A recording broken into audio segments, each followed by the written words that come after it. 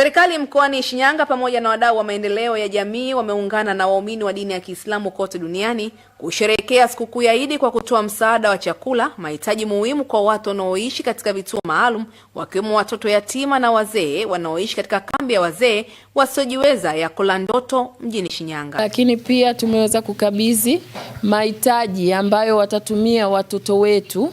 Tumeweza kukabidhi vituo takriban 4 vya watoto yatima.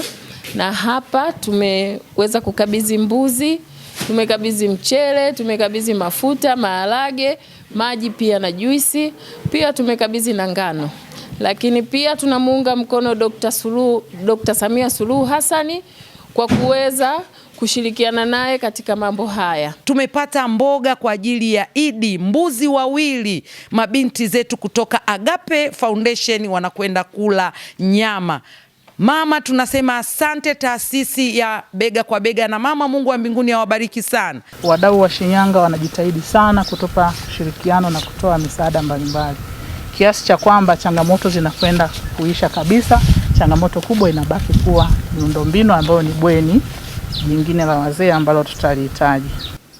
Tumekuwa wamoja. Mimi nafikiri nguzo hii sasa imekuwa sio nguzo kuu ya Waislamu, imekuwa kama nguzo kuu ya Watanzania, kwa sababu imekuwa ni nguzo ambayo inatukutanisha.